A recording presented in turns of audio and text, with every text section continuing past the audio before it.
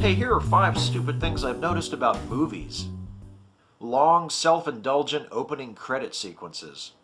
Back in the old days, before producers and directors realized they could just stick those credits at the end of the movie, lengthy opening credit sequences were expected.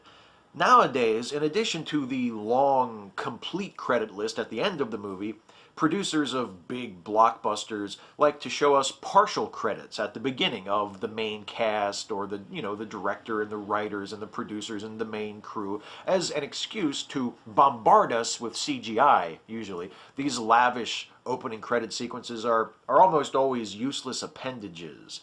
They aren't clever, they don't tell us anything about the characters or the story. They're just an obstacle between us and the movie. Quit showing off and just tell me the story.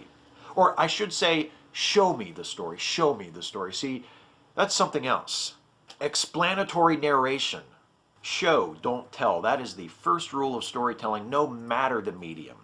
Voiceover narration can be effective if used in a certain way. For instance, if it gives us some insight into a character's innermost thoughts, or it's used as a humorous device.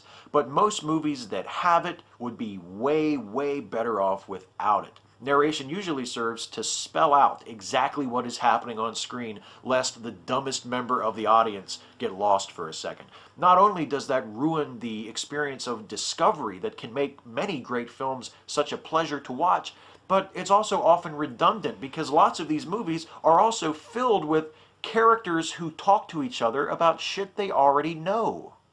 Also known as the as you know syndrome, since most writers who are lazy enough to resort to it are also too lazy to come up with a better opening line for it.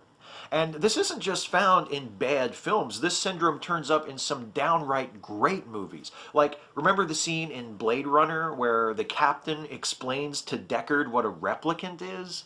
I mean, does he just begin all of his briefings that way? Because with Deckard, I'm pretty sure he can skip it. Stupidity as a story engine. This is where the movie only moves forward because one or more of the characters does something unforgivably stupid. And again, this isn't just confined to bad movies. Where would No Country for Old Men have gone if Llewellyn had just examined the money in the briefcase the night that he got it and discovered and discarded the transponder?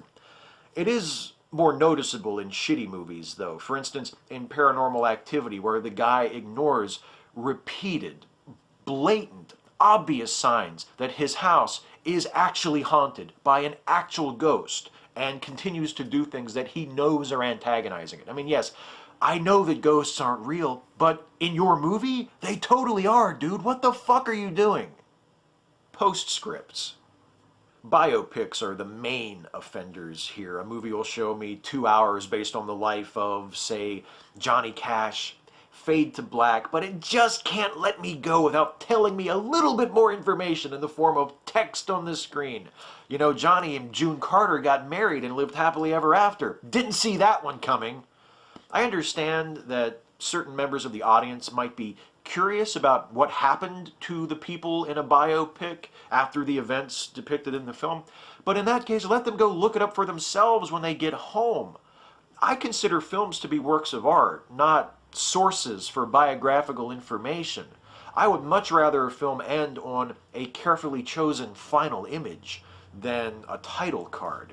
If it's that important, put it in the movie. If it's not, leave it out. We don't need it. You know, one of the very best films ever made about an actual historical person, although one that admittedly takes significant liberties with its history, is Amadeus. And Amadeus ends with the image of Salieri being pushed through the insane asylum, with the laughter of Mozart ringing in his ears, fade to black, credits, movie over.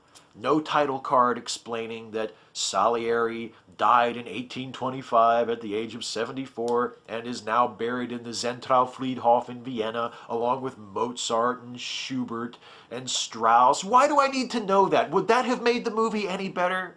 I don't think so. When your story is over, your movie is over. Fade to black, get the fuck out of there. And speaking of which, the hardest part is only picking 5. Catch you next time.